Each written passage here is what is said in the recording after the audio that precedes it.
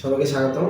তোমরা যারা এসএসসি 26 আছো, তার মানে আর একদিন কিংবা 2 দিন পরে যাদের এসএসসি পরীক্ষা, তো তোমাদের একটা মানে খুব জটিল একটা টপিক। এটা হলো তোমাদের এক্সামের মাঝখানে যে গ্যাপগুলো থাকে, ভাই এই গ্যাপগুলোকে আমি কিভাবে কাজে লাগাবো? দেখো ভাই, তুমি যদি এই গ্যাপগুলোকে সঠিকভাবে কাজে লাগাতে পারো তাহলে কিন্তু তোমার নাম্বারের গ্রাফটা এইভাবে উপরের দিকে যাবে। সো তোমাদেরকে ডেফিনেটলি এই গ্যাপগুলোকে ভালোভাবে কাজে লাগাতে হবে। এখন ভাই কিভাবে কাজে লাগাবো? গ্যাপগুলোকে কাজে লাগানোর প্রথমেই তোমাকে যেটা বুঝতে হবে যে আমার এই গ্যাপটা দেওয়া হয়েছে আমাদের রিভিশনের জন্য। তোমরা অনেকে কি করো যে গ্যাপে নতুন পড়া পড়ো। সো প্রথম কথা হলো নতুন নতুন একদম বাদ, একদম বাদ। এই গ্যাপের ভিতরে নতুন পড়ার কথা চিন্তাও করিও না। নতুন কোনো ওয়ান শট টন শট কিছুই না। মানে যে অধ্যায়টা ধরো যে তুমি কেমিস্ট্রির 11 নম্বর যে অধ্যায়টা, যেটা জৈব যৌগ অর্গানিক, তো সেটা তোমরা পড়ো নাই। তো তোমরা কি যদি 2 দিন গ্যাপ থাকে তাহলে কি ওর ভিতরে এই অধ্যায় পড়বা? কোনো দিন না, দরকার নাই। তুমি যেটা পড়ো নাই, যেটা তোমার পড়ার 2 বছরের সময় হয় নাই, ওটাই 3 দিনের মধ্যে পড়ে তুমি যে কোনো কিছু করে ফেলবা, এরকম কিছু ভাবার কোনো দরকার নেই।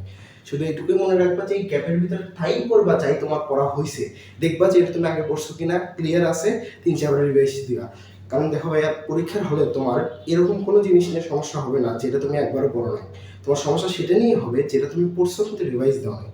সো আই থিঙ্ক যে তোমার এই সময় শুধুমাত্র রিভিশনে ফোকাস করা উচিত।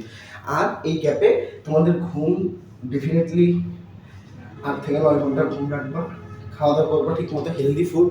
বাইরে এত যাওয়ার দরকার নাই। আমার এক ফ্রেন্ড মোটরসাইকেল নিয়ে ঘুরতে গেছিলো, অ্যাক্সিডেন্ট করছিল, পরে সে ঠিক মতো পরীক্ষা দিতে পারে নাই। সো এইসব কাজ করা যাবে না। নিজের ঘুম ঠিক রাখতে হবে, নিজের খাওয়া দাওয়া, ডায়েট প্ল্যান সঠিক মতো চলা, গোসল করবা, একদম ফ্রেশ থাকবা, নামাজ পড়বা, যে যে ধর্মের আসো ধর্মের উপাসনায় ব্যস্ত থাকবা, এবং যতটুকু সময় দেওয়া যায় 7 থেকে 8 ঘন্টা, হয়তো বা সব কিছু করার পরও তুমি 8 ঘন্টা সময় পাবা, এই 8 ঘন্টা রিভাইজ দিবা, আর একদম চিল মোডে থাকবা, থেকে পরীক্ষা দিয়ে আসবা।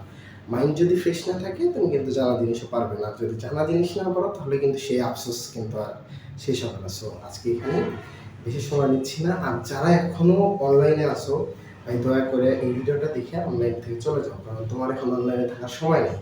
তোমার এখন অনেক পড়তে হবে। ধন্যবাদ।